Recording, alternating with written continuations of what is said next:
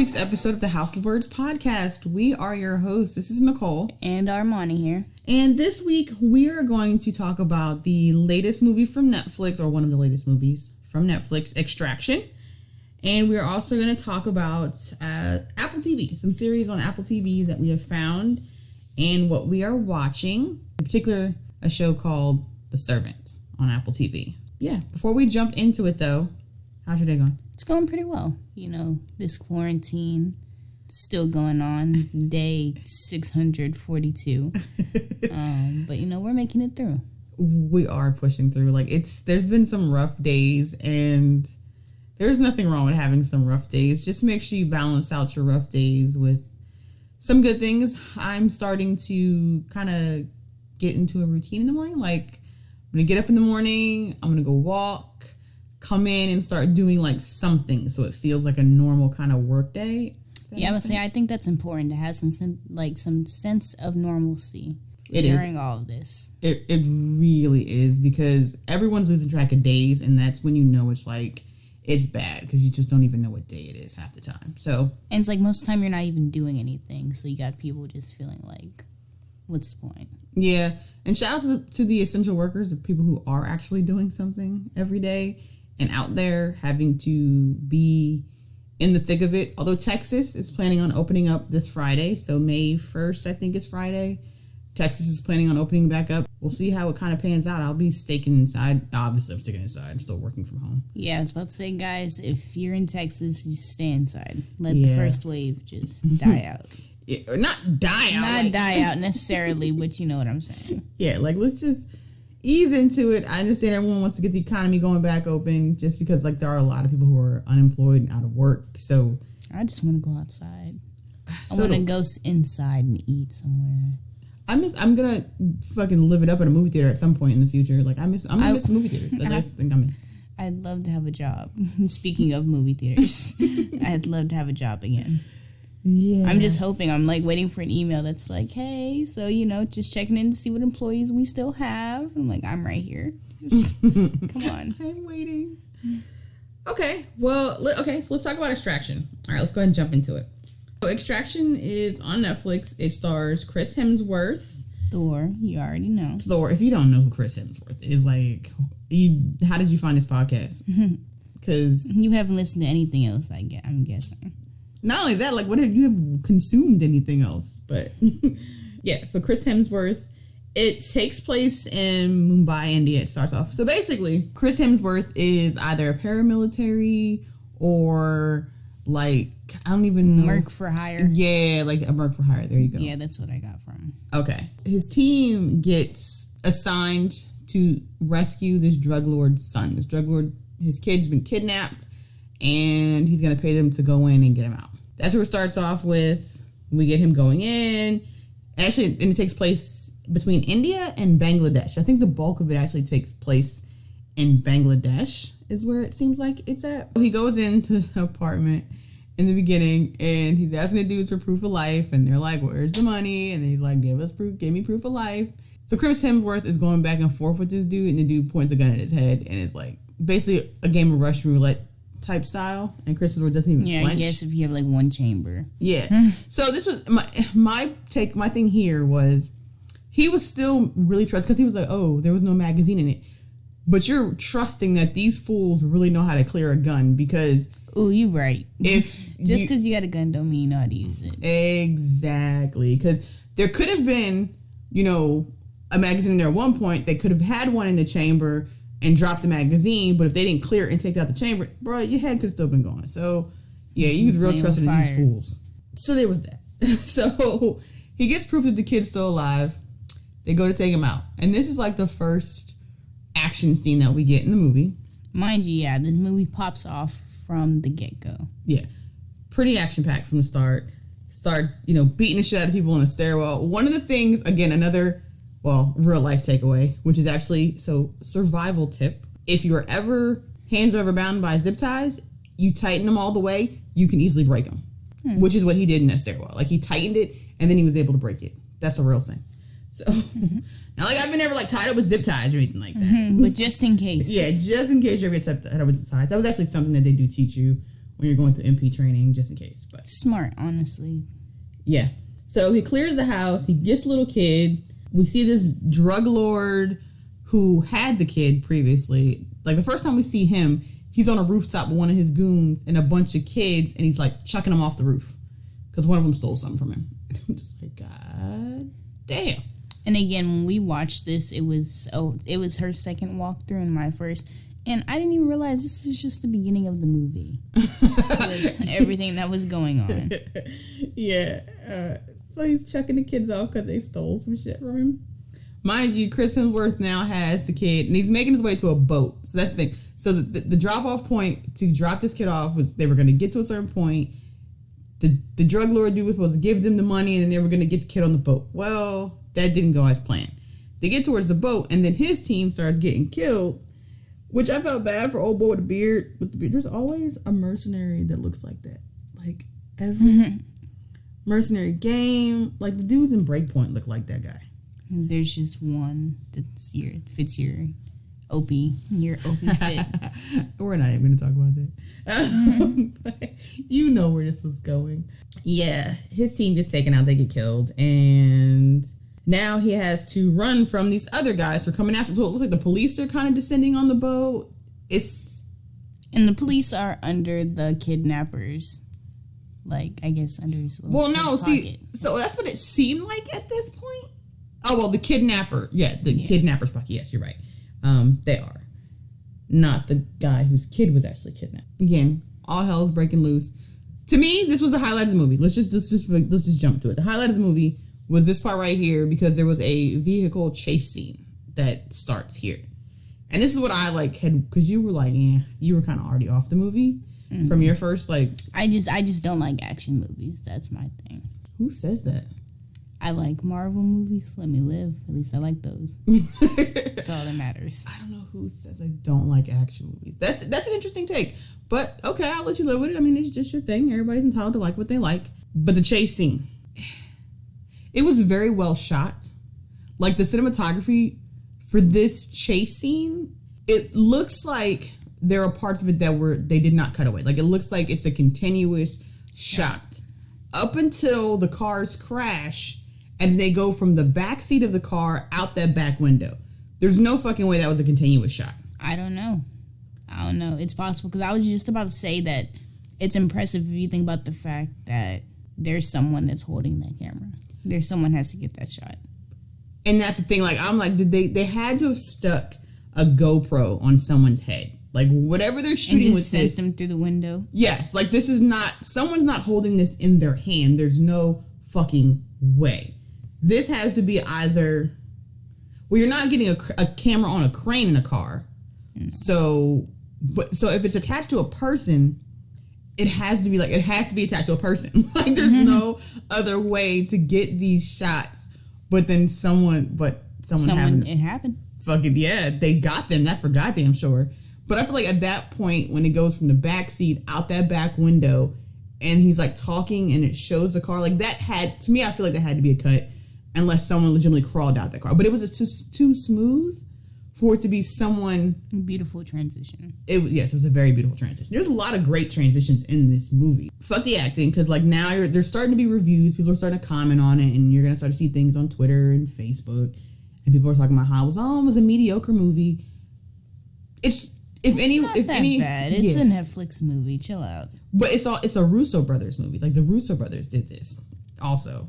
It's very Captain America Civil War, very Avengers. Like, it's very action packed. Point blank period. Like, if you enjoy action movies, you'll like it. It doesn't really have the greatest. It's got a very thin storyline to it, which truthfully, okay. So let's get through this part. What we end up finding out though is that the kid's dad decided he didn't want to pay the mercenary team. So he sent in his own people. So this dude that Chris Hemsworth is now fighting with in the streets of Bangladesh is actually working for the kid's father. So he's trying to get him back because he didn't want to pay. But Chris Hemsworth doesn't really, well, he knows that he's not getting paid, or that he didn't want to pay him at this point. No payment in the bank. Yes, but he doesn't want to just like let the kid out there in the street. And his team is like, yo, drop that little fucker in the middle of the street and let's get out of here, because we not getting paid for this shit no more. Which is understandable. I can't lie. I might have had to let him go. Facts. There's some little like cutaways to Chris Hemsworth like channeling a kid. He's obviously a mercenary with a past, a sad past. He lost somebody. Looks like he lost family. Mark with a heart. Basically. But then we learn a little bit about the hitman on the other side of this, the one who's working for the kid's dad. We find out he has a family.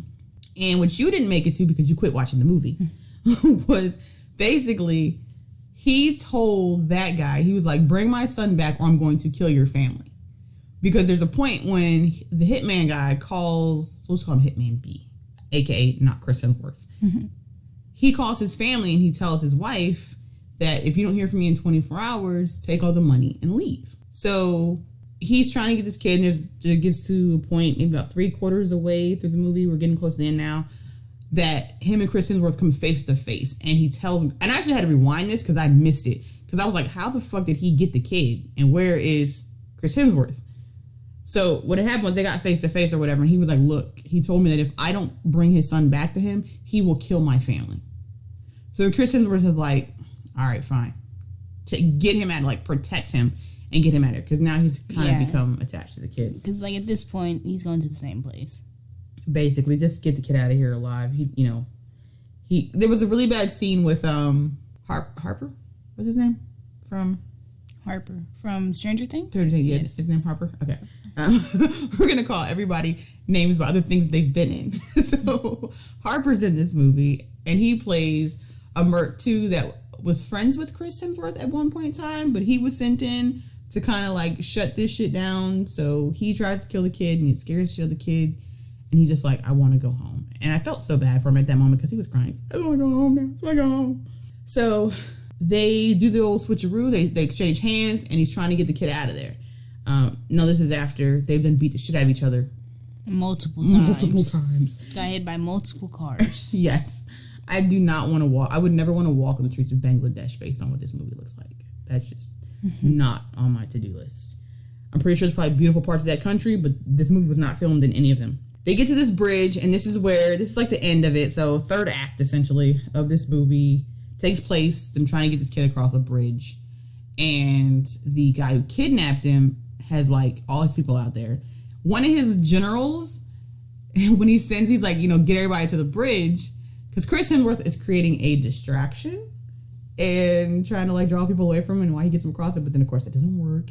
But it's going to be that easy. His general was like, get my rifle and meet me out there. So he goes out there, and so he has the kid hide in a bus. Mercenary B is out there, like, just killing everybody. Like, just fighting everybody, killing everybody. Again, more great action. And then the fucking sniper takes him out. Like, he gets shot through the fucking eye. Ooh. Not even a possible kill Not shot. even a possible. Like, straight through the back of his head through his fucking eye. And I was just like, you're gone, buddy. Sorry. I wasn't expecting that. Like, that I didn't expect to happen. I was like, oh, shit. R.I.P. to you, R.I.P. to your family. Yeah, I was like, damn, man. Because at that point, you're rooting for this guy. Like, you want him to make it out there, but no such luck. He'd already radioed Chris Hemsworth and told him, like, I need your help on the bridge. So he was already making his way to the bridge. And then so was the, I guess, B team for Chris Hemsworth people. It was led by this female. And she comes in there with more people, and they're like trying to bring in a helicopter to get to the other side of the bridge. But so she gets out there and she sees that there's a sniper. So she's got her own sniper rifle. This broad got out there, posted up underneath a truck, and the general sniper dude was like looking like he was following Chris Hemsworth. So you're like, oh fuck, is he gonna shoot him too? Like, what's about to happen here?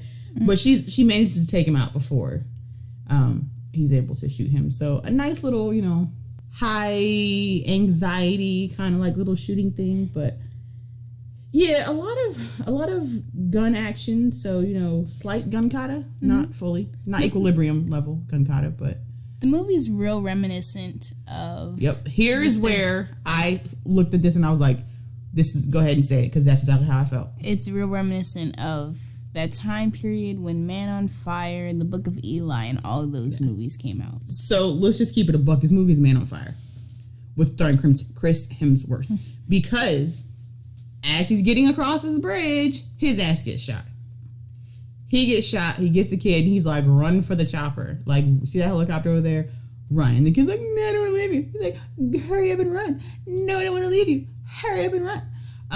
So the kid, runs to his backup, and he's out there trying to draw a fire, and he's taking folks out.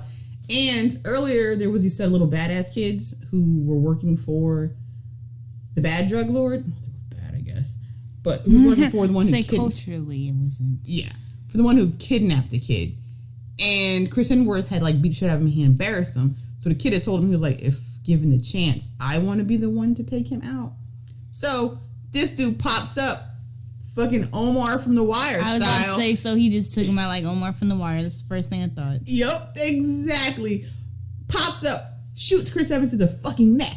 I was just like, oh, this is really a man. This is what I was like, this is really a man on fire. Like, he's just not gonna make it. He's done. So he's like holding on to his throat and going off to the side of the bridge, and old girl starts coming down there like firing on the kid and shit. And then he falls over the bridge into the water. And I'm just like, well, if that water's cold, could he save him? But I'm pretty sure water in Bangladesh is warm. Like, it's a warm Asian country. It looks hot there. It looked hot in this movie anyway. So it always looks hot. It's got that green sepia filter over it. Yeah, it just looks fucking hot and sweaty and smelly. Like, it looks funky. That's the thing when they shoot movies in places like this, and it just looks like it's funky as fuck. Like, everybody look hot and musty. It's how it looks. So I'm like, I don't think falling into warm water with a gunshot wound in your neck is gonna stop the bleeding. I don't know. Maybe there's some science behind that, possibly. But anyway, so he's gone. And then the movie ends with the female head of the team taking out the drug lord who had the kid killed, and the kid is at some, nice school, and so always a but. There's always a but. There's a but. So kid jumps in the water in the pool, like he comes up, and you just see this blurry figure standing there. So you assume it's Chris Hemsworth. So it's like he survived? But I think that was the thing with Man on Fire. Did Denzel Washington survive or not? Because there was always that thing where it's like, it seemed like he died, but there was like, maybe he survived? I don't believe he survived. I don't think he actually survived either, but... yeah, so Chris Hemsworth may have lived. So, overall, my feelings about Extradition is, it is a good action movie. If it's a good action movie from start to finish. The storyline is very thin. You've seen it before. I've watched it once. I probably will not watch it again. So no replay. No replay. Okay, that's fair. From what I did see, it was a good movie. Yeah. It's not my cup of tea. Yeah. Nah, I'm good on it. Like, you've seen it once, you've seen it. Yeah, it definitely makes me want to see Thor do more action things. I would like to see Chris Hemsworth do more action. I mean, we've seen Thor kick ass. Like, I've seen Thor do this. But I do want to see Chris Hemsworth in more movies, I guess. So it's just, what's next? But will he be pigeonholed into this action guy? Action brute, like... No, I think because of, Men in Black, he's shown he's pretty versatile. That was kind of little slapstick, because he was kind of silly in Men in Black, right? Yeah. I don't remember. I feel like I started that movie and didn't I fall asleep in the movie theater in that? Yeah. Yeah, he did. Okay. But what I did see of it, I kind of remember him being slightly silly, kind of nonchalant. So, yeah, I mean, I will watch something if Chris Hemsworth is in it. Don't get me wrong. I'll watch anything with any Hemsworth in it. Liam, too. So, I'll watch it. All right. So, on that note, we're going to take a quick commercial break, and we'll be right back to talk about The Servant. This week's episode of House of Blurs podcast is brought to you by... us. Yeah, it's brought to you by us. And if you would like to help us sustain this here podcast, here's a few ways to do so. First up is by subscribing to this podcast, rating and leaving a comment on whatever app you're listening to. Second is by sharing a link to this podcast on your social media. If you're on Twitter, make sure to use the hashtag PodIn.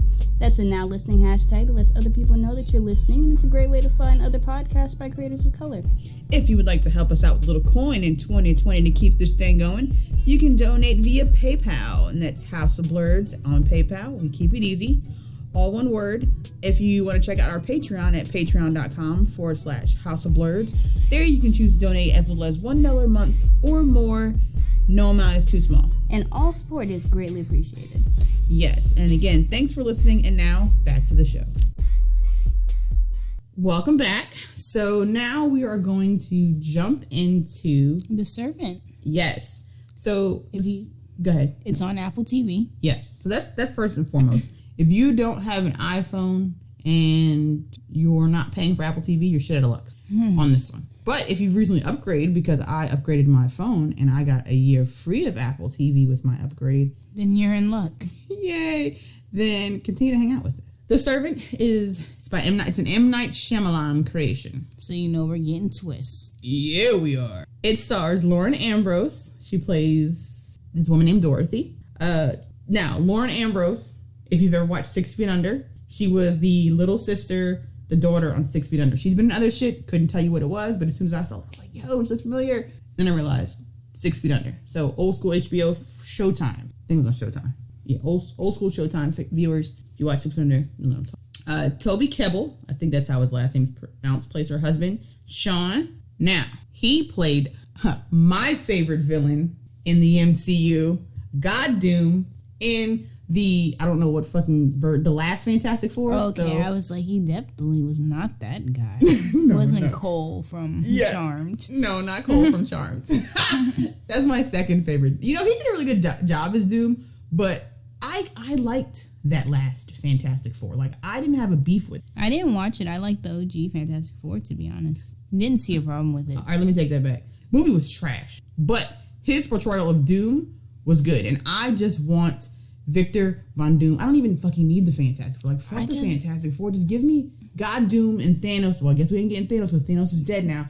But give me Doom and Dr. Doom, and I will be like, that's what I want.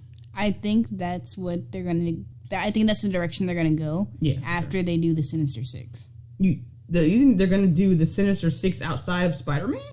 Yes, I think once they all get together, because I feel like at some point they're going to not necessarily stick to the OG Sinister Six, but they're going to try to incorporate it. Because then what's everyone else doing? Spider-Man's the only person putting in work? Everyone else is just relaxing. Well, I mean, we're totally getting off on a tangent. This has nothing to do with The Servant. So we will revisit this, what the fuck we want to see in the MCU conversation at a later time. We're going to bring it back into The Servant. And then the other main characters are a young lady named Nell Tiger. Her name is Nell Tigerface. Who? Just why? Her name is Nell Tigerface. She plays their nanny named Lauren. I think her name is Lauren. Yeah.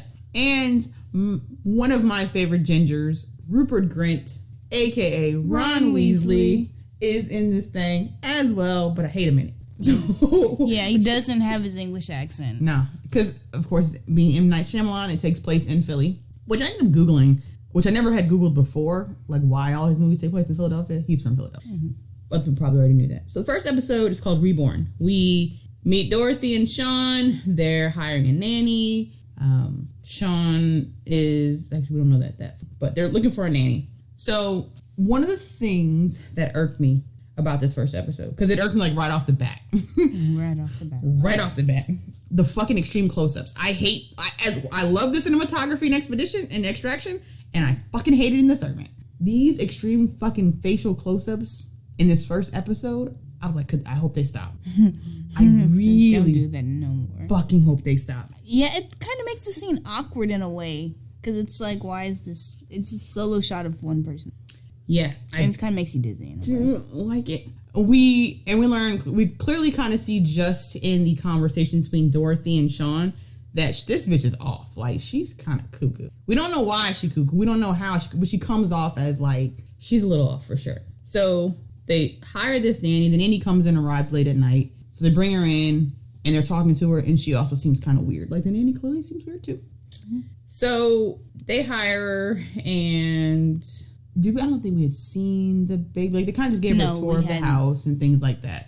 The next morning, we see Dorothy with this baby, and because she gave the baby to Leanne or some shit like that, somewhere in there or whatever. So then the nanny has the baby. Or no, back up. We didn't at that point, because after that, everybody had went to bed. Sean went into the baby's room and he picks the baby up by its feet. Yeah, and he knocks it upside the crib. Yes, and he hit the fucking baby's head. I was like, first of all, I was like, why is he picking that kid up like this? Is this dude crazy? Like, is he abusing this baby off the bat? Like, is this what we're doing? I covered my mouth when that happened. I like gasped, like, what the fuck? When the kid hit his head against the thing. But then we clearly see it's not a real baby. Like, it's a fucking doll. A creepy looking doll at that. A very well made baby doll. So it's not a real baby that they just hired a nanny for. So now we're starting to be like, okay.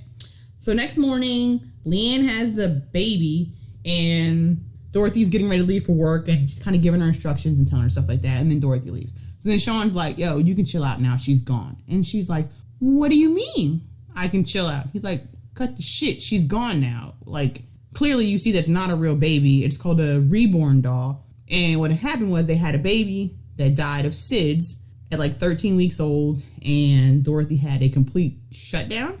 She had a mental break. And was completely catatonic for weeks. Now, they said for weeks, which I think is actually an important piece of information here. So she was catatonic for weeks. And then they had this doll created to help like with therapeutic transference or some shit. Like, and that helped. To basically help them grieve, to move on. Yeah. That's clearly not how this is working. But it brought her out of that catatonic state that she was in. So now they're just trying to like, okay, let's see how long this can stick without her breaking. Yeah, and kind of like wean her off of it, I guess. I don't know. How do you wean someone off their baby, though? This plan wasn't going to work. No, or maybe they just hope like at some point she would just like realize like, oh shit, like this is not real. Like she would just come out of it, I guess. But the only people who were aware of the fact that their baby even died is their parents or them. Her brother, Rupert Grint, plays Dorothy's brother, and now said nanny. So but the nanny though is not like in any way acting like this baby is not real. Like she's full on, this is a real baby. So now Sean's kind of freaked the fuck out. Like, what is wrong with this? So she's like, I'm gonna take him for a walk. So she leaves, and then he starts going through her stuff because that's what you would do in this crazy bitch. You realize now in your house. I would as well. Yeah, I'm like, yo, what the fuck is she on? So yeah, the sun's got to be up. He goes through her stuff and he finds this kind of, I want to call it a voodoo doll. It's like a wooden. Be voodoo with. You right. You know what? You absolutely right. So she got this little fucking thing. Looks like something from the Blair Witch Project. We'll go with that. That's exactly what it is. All right, there we go. There we go. One of them little wooden things that was hanging in the Blair Witch Project. She got one of them in her drawer and he like poked himself on it. Which it doesn't look like it's like that much wood to where you get a splinter. Yeah. Like, how you hold like that? So he shoves it back in there, and then like later on in the day, his wife comes home and she's all like, did she keep the baby up for me? And he's like, did you ask her to? We learned that Sean is a chef. So he stays at home. He is a chef consultant. So he like creates meals for chefs or like tests out meals and stuff like that. But he essentially works from home. What I didn't get about this part was, why does the nanny have to live in-house if he doesn't go anywhere? That I wondered too, and I think because he does legitimately work a lot in keeping up with the ruse of when she came out of her catatonic state, the plan probably was for them to have a nanny for their baby because she's a news anchor. We learned that she's a news anchor, so she works later into the evening, so she would not be home. And if this was a real baby, he would not be able to give it full attention and fully do his job. It seemed like, but he didn't seem like he was that busy to where he wouldn't be able to take care of a baby. At all. He's just sipping wine and throwing it down the drain. Basically. So I feel like even if they had been a real baby, he probably still could have tended to it, maybe. But that was probably the plan from the gate. So when she came out of her state, it probably wouldn't have made sense to be like, although I would have fought it. I'd have been like, look, I can, take care of the baby and I can get my work done at the same time. This way you're not wasting money. But they didn't do that. So they hired a fucking nanny for a doll baby.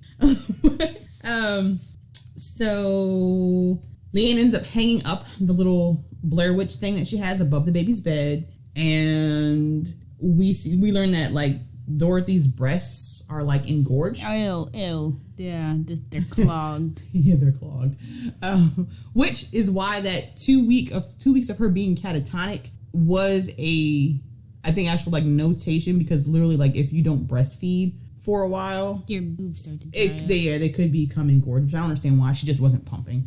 Well, no, because she was catatonic for 2 weeks. That's why she wasn't pumping. But so that led to her breast being engorged. We get this scene where like her and Sean are talking and she's like rubbing her breast and he's like, could you stop playing with your breasts? Their conversations though, sometimes like Dorothy seems so out of it and so incoherent sometimes and just like fucking ditzy, and then all of a sudden she will say some shit to just fucking verbally cut that motherfucker down. Like whoever wrote her dialogue, I like it. Yeah, I'm like, how y'all still like each other?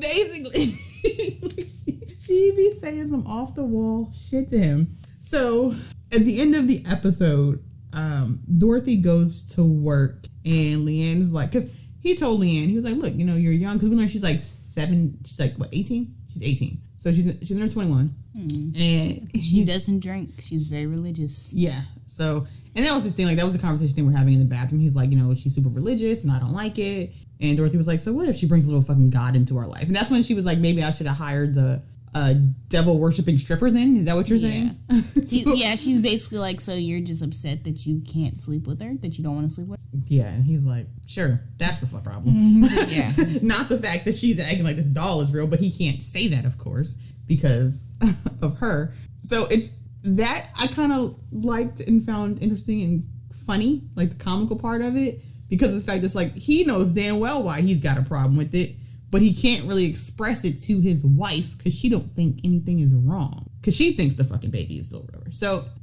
anyway, next day comes and Leanne's like, or, what the fuck is her name? Dorothy goes to work. Leanne's like, she's going to go run some errands or whatever. And she's like, hey, can you keep an ear out for the baby? And he's just like, yeah, sure. Bye. Go. And then he's cooking and he's doing his thing. And then he hears a noise, like a cough. He thinks he's hearing shit. And then he goes upstairs into the baby's room and he looks down the crib. And what do we see? A living baby. Dun, dun, dun. End credits. So I will say that I felt like this first episode was pretty predictable. Like, it was. I do. Yeah, once you watch it and you see like, it's like, okay, that's not too far fetched to think that that's how that was going to end at all. Episode 2 is called Wood. So it starts off with Sean trying to figure out where the fuck this baby came from. Yeah, because clearly he's like, my baby is dead. And at this point, I'm throwing out my possibilities of what's gonna happen. Wait till we get a little further in. So yeah, he's trying to figure out where the baby came from. He calls Rupert Grint, aka what was his name? I don't remember what his name is. I don't remember. Whatever. I feel like it was something like John. It's something. So we'll just call him John for now. Sure. So they call John. We're gonna have to find out this dude's name by the next episode.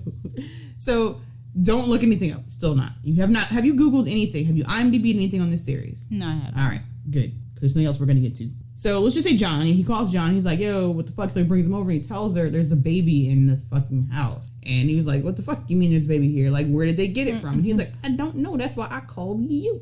And he was like, I called you to investigate. Like, have you heard anything about any missing babies? So he's like trying to find out. He calls him back and he's like, yeah, there is a missing baby out there. And they're like, okay, well, whose is it? He was like, yeah, unfortunately.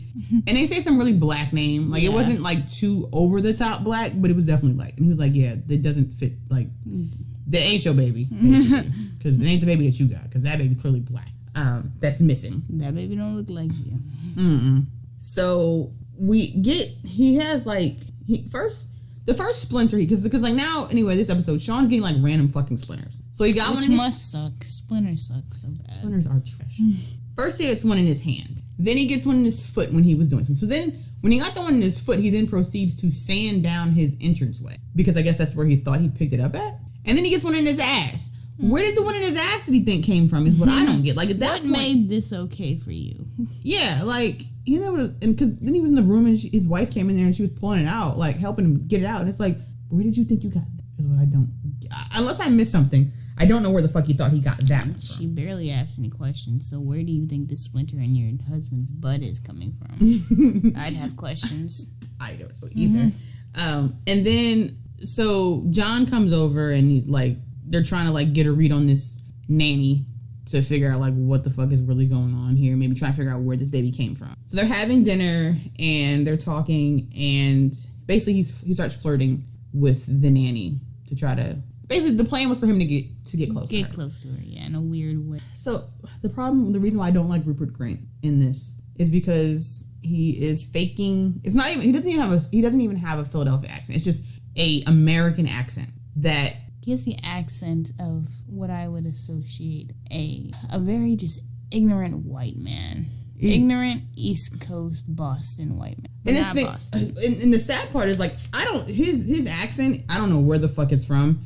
It's not from Philly, it's not from Boston, but he looks like a greaseball. But he looks mad greasy in this role, period. So it's just like, he's kind of annoying. But, so he's flirting with her, and it's like, at one point you're wondering, is he really like liking her? Or is it just an act? And then Sean starts hacking like crazy and like coughing. You're like, all right, what the fuck is going on here? And they're like, hey, you gonna leave the table? Because what it is, like, he had told him, he's like, yeah, you want to introduce me to the nanny and hook up. So that's how they ended up with this double dinner thing. So he's coughing, and, you know, he gets up and goes in the kitchen, and he's like hacking. And then Dorothy gets up, she's like, oh, I'm gonna go check on him, basically, and kind of see what's going on. The dude fucking pulls a splinter out of his throat, a big one. And he's in there still like what the fuck, and how did this get into the soup? And this was in the soup. How? Because I guess the nanny had like helped. I guess she had helped her with the soup or whatever. But then he pulls the wooden spoon out the soup pot, and a chunk of it's broken off. So it's like, it looks like it's real, because he's like, this fucking house is falling apart. Like, everything around here is falling apart. So that he thinks he's getting these splinters from random shit in the house. Is where he thinks they're coming from. All right. And at this point, because there was also another scene where Dorothy was doing something. Like, so right here, she goes into the fridge to pull out this cake. This light comes on. Like, you get this bright light on her face. And it's like the sound, like she's not hearing what's going on around her. And she's like out of it. So there's these moments where you think like, is she going to remember? Is she remembering? Like, what are these scenes where this is happening to her? But then she doesn't come out of it. She comes right back to old crazy, like her current state or whatever. So it makes you think that at some point she may come out of this and be like, what the fuck is going on? Because also at the end of this episode, when she goes to put the baby to bed, she was sitting there, and the way she was holding this baby was like she knew this wasn't her baby. Yeah, I feel like it's the fact that this baby's alive now, and she's gonna have to actually be a mom to it. That's what's gonna snap her. Yeah, because I was really thought in this episode like she was going to start. It looked like she was gonna cry while she was holding that baby. It's like she knew something was wrong. And then we get Sean and John down in the kitchen talking about how like maybe we should just let this whole, well, John anyway is like, maybe we should let this whole baby thing play out. No one's reported a kid missing. Maybe we should just let her keep it. Maybe she'll be okay. And he's like, what the fuck do you let her keep it? Like, no, I mean, it wasn't a bad idea. I'd be like, she already has it, so. Yeah, truly. I mean, it is not the worst idea, but obviously, like, from a moral standpoint, like, where did it come from? And if no one's looking for it. Yeah. But then you gotta wonder, did, like, the crazy nanny steal a baby? Yeah, because, I mean, the way it looks like is the nanny brought the baby in the house. So it's like, did she go steal a baby from somewhere? And whose baby did she steal? So, all right, now, your theory about what do you think? So that's the end of the second. That's how the second episode ends. So what are your thoughts so far on this? I feel like I'm guessing that Sean is either dead or he killed the baby. Just because of how object he was to the baby being alive in the first place and how against it he still is. Mm-hmm. So that's where I'm at. I am kind of thinking that this baby may have died because Dorothy. I think she did something neglectful, maybe. Like, I think there will be some. I think that we will find out that the baby did not die of natural, first off. But I think I'm gonna put it on Dorothy. I think Dorothy's the one who killed the baby some way accidentally, and that's what triggered her catatonic state. And it just made her snap. Mm-hmm. So you're going with John did it. I'm gonna go with Dorothy, or Sean did it. I'm gonna go with Dorothy did it. You had another theory. Are you still rocking with that? Yeah, that Sean's actually dead. Okay. Again, it's M. Night Shyamalan. He's known for doing someone's dead somewhere and shit. So, did you recognize the nanny? No, I didn't. Of course you didn't recognize the nanny, but you want to know who the nanny is? Yes. The nanny is Marcella Baratheon. Oh, well, you know what? That makes sense, because I feel like Marcella was only in like 3 episodes. Yes, the Marcella that told Jamie she knew he was her father and that she loved him, and then she died. That's her. Oh. I was seeing out blonde hair, dark brown hair, but I was like, holy shit, she really makes a difference on people. It does. So that's who she is. We are going to keep watching. So we are only going to break down or spoil like 2 episodes each. Again, if you have Apple TV, you can check it out. If you've been thinking about getting Apple TV, we're not sponsored by Apple. Yeah, so get it if you want it. Get it if you want it. I mean, a lot of people already pay for a lot of shit. But if you do have it or you have it at your disposal and you're trying to figure out why the fuck do I have this or what am I watching, The Servant's a good option. We're going to watch C. So C stars Jason Momoa. Yes, that's all I know. You know we love Jason Momoa. Yes, we do. So all you didn't know about C is it stars Jason Momoa. There's there was a third show. And there's also a show called Truth Be Told that stars It stars Octavia Spencer Mm-hmm. in it, so we will be checking that out. It's a true. Oh wait. It's based on a true, like the show follows a true crime podcast that she's investigating. So basically, it's a true crime film. It's probably like taken from the podcast Serial, where she was deep diving into these true crime stories, and then we're gonna find. But so those are the 3 shows that we're gonna check out on Apple Podcasts and kind of get a feel for. Or hey, if you don't want to get Apple TV, feel free to just freaking listen to us spoil the shit out of stuff. Yeah, just come here. We'll be your Apple TV plugs. Facts. Anything else are you watching? What else are you watching? Now I'm watching Beastars still. Oh, Beastars. Yes. So back to Netflix. There's an animated series called Beastars, and it takes place in a high school. Is it a performing arts high school? Or is it just a private high school? It's just a private high school. Okay. It's an anime. It's an animated, I guess. I don't know if it's anime because it's based. Yeah, it's anime. Everything is based. There's a manga though, so okay. I guess so if it's a manga, it's anime. Mm-hmm. So it follows these animals. They're creatures. They're animals. I watched the first 3 episodes and I was like, it was good, but I don't know why it's so hard for me to watch animated stuff. Although I watched Death Note, but I don't know, like, I don't know if it's just not violent enough for me.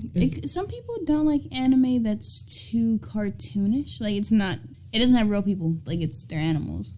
So it's it just has a level. That could be it. Although, I mean, it's pretty intriguing. Like, the main guy is this wolf that...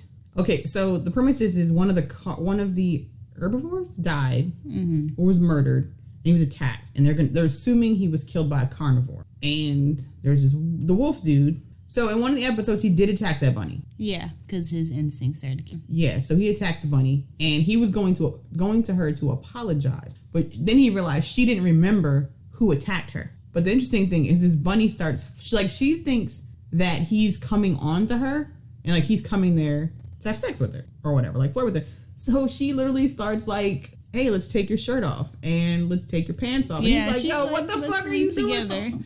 Yeah, she was very straightforward about what she was there for. And he's like, I'm not here for that. Like, what is wrong with you? And she's like, oh, wait, you're not? Like, then why the fuck are you here and why are you being nice to me type shit? So we learned that this bunny actually, like, sleeps around in this school. Yeah, and she has a reputation. Everyone keeps avoiding her. Yes. I'm into episode 3. So, like, I'm into, episode 3 when this other animal was talking about how, oh, she's so nice to me. And he was like, wait a minute, you mean that all white bunny?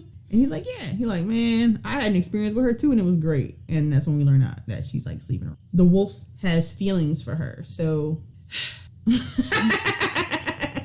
Yeah, it's like you're just explaining it out loud. You're just kind of like, all right. What the fuck? But I heard it's really, like, I'm not going to finish it. Like, I'm not going back. I'll finish it. I'll let you know how it is. Okay, you keep us up on that one. I did watch the follow-up for the Where Are They Now for Tiger King. Mm. Ain't no shit we didn't know. Mm-hmm. I mean, they had to do it remotely, number one, obviously, because of social distancing. And then they just kind of, like, wanted to get it in. So, I don't know. It was weird. You had the one thing that stuck out to me, and that was the one husband who had no teeth and who was bald and had the tattoos. And who had like Joe's property. Yeah, he had all his shit fixed. He looked clean. And he was just like, he didn't like how the series made it look like he was a meth head. He was like, I had been clean for years during this period of what you see here. He's like, I had been clean. He was like, so that's the one thing he didn't like, how he was represented. So he got his teeth fixed. He got his tattoo covered up. And they show, and I think the last episode of The Tiger King, him getting his tattoo covered up, and it looks kind of half-assed, but I mean, how much can you do in a big cover-up in one sitting? You can only do so much anyway. And that was another thing. He's like, at some point, I'll reveal my finished tattoo. He was like, but I do feel bad for my tattoo artist because he's gotten a lot of negative feedback based on that episode as well. So. Oh, yeah. I see it. Of course, there was no Carol. Carol was not in it. Wait, no, was she? I don't believe that she was. No Carol Baskins. No Carol Baskins. And it's interesting. I almost feel bad for her because, and I mentioned this before, this is like the worst case of cyberbullying because it's just like everybody hates Carol Baskin. Even though Joe probably tried to have her killed. And we learned that he was, not the greatest person. There have now videos surfaced of Joe saying the N-word, so granted. It was kind of, I knew it. It wasn't. Yeah, I mean, are we surprised? No. But I mean, yeah, it's over. Tiger King is over. Tiger King is done. We are done with it. Anything else? No, I don't think. Are you checking out anything new? No. Not movie wise. I've been really playing, like putting work into Call of Duty. I finally started Final Fantasy VII. Mm-hmm. Oh, we have official release dates now for The Last of Us 2. Will be coming out June 19th. You know, I did hear there were some leaks about that. Yeah, so someone, I do not know who, I am not going to put it on anybody. Somebody leaked all of the cutscenes from The Last of Us 2. Please do yourselves a favor. Do not Google it. Do not look it up. Mute any Last of Us hashtags on social media. Avoid it. We have waited so long to get this game. People put in a lot of fucking hard work into this game. People have put in a lot of hard work into marketing and selling and training and talking about it, i.e., like a lot of people. So do not spoil the game for other people. Don't spoil it for yourself. If you are a Last of Us fan and you've been waiting for this, just, you got your date. Now stay the fuck away from anything Last of Us related on the internet. Just don't do it. There are, fingers are being pointed at who did it and why they did it, but I'm not going to touch on any of that shit. And then Ghost of Tsushima also has a release date, which is July 17th, the day after my birthday. So I will be MIA for a minute. Like, I'm taking PTO now. Because we're still going to be inside, I'm sure. I don't think, like, outside's really going to open back up by that point. Yeah, definitely not. Yeah, I'm taking PTO days. I'm going to be playing Ghost of Tsushima. That is... I like to work at home in peace. I like to not work at home. I'll be working at home playing Ghost of Tsushima. That'll be my work at home. Work from home, literally. We'll be playing that game and talking about it. I have been looking forward to an open world samurai game forever. I'm calling it now. It will probably be my game of the year. My personal game of the year. Not the Game Awards game of the year. Game of the year for the Game Awards is either going to be Animal Crossing or Last of Us. Oh, God. Like, let's be real. Animal... And I do think it'll be Last of Us just because there's an actual story to The Last of Us, but Animal Crossing is going to be nominated for Game of the Year. There's no way. I could see that, definitely. Just fucking Danny Trejo is playing Animal Crossing. They got machetes, so.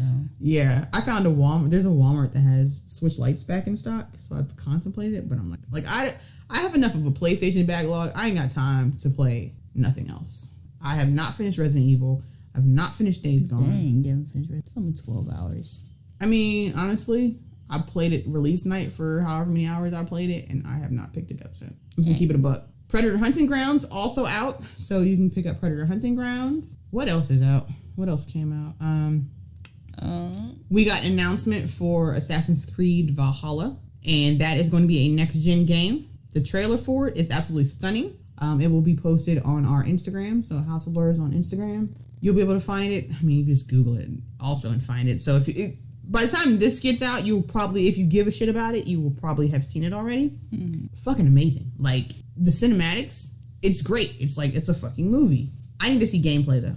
I need to see gameplay, because I haven't enjoyed an Assassin's Creed game, honestly, since, like, Black Flag. And Assassin's Creed does tend to do that, where they'll have a whole bunch of cinematics. It's all pretty, but then when it comes to the gameplay, it's like, what are we doing? Origins, I mean, I played Origins, and I liked what I played of Origins. I put it down and didn't finish it, but I enjoyed Origins, playing Origins. So, based on Origins, that's what's making me feel like, what is Valhalla going to be? Because the trailer is super violent.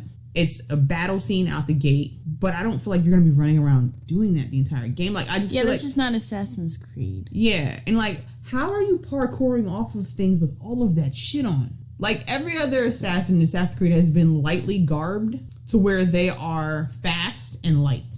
These fucking Viking dudes have all of this shit on. It's like, imagine Tormund Giants Bane jumping off a building. True. That's what I thought when I watched the trailer. I was like, this is, again, although he hit him with at the end of it, he hit him with the Ezio wrist blade. So we do get the wrist blade. That is back.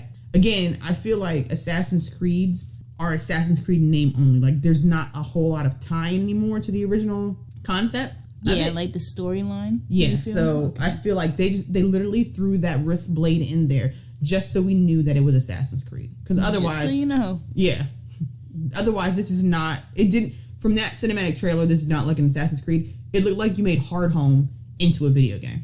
Ooh. The Battle at Hard Home, like that's what it looked like minus zombies. But that could still be fun. I mean, it can be, and I feel like it's gonna be great. But again, I'm not going into it.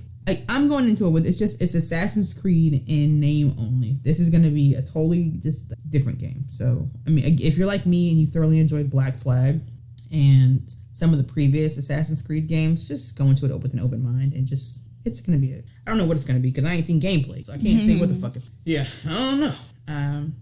I think that's the first next-gen game, first multi-console next-gen game that we have confirmed at this point. Because prior to now, it's only been exclusives that have been talked about. So, I mean, this is technically E3 season. Like, E3 would be happening right now, but Is it right now? Would it have been right now? Or would it have been... next month, I believe. Yeah, I think right now is kind of the start of it. And then it was in June. I believe E3 is in June. Would have been in June. So... yeah, Xbox is doing an announcement, I believe on the 7th, that's supposed to show like some gameplay so we can see what it actually looks like playing games on it. So yeah, I'm sure after we watch that, we'll talk about it some more. And then we'll also be back with the next couple episodes of Servant. Yeah, The Servant. We'll talk about that. So I think that's a podcast. That's the podcast. So remember to follow us on the social medias. You can find us at Housebirds on Twitter, Instagram, and on Facebook. And until next time, take care of yourselves and be good to each other.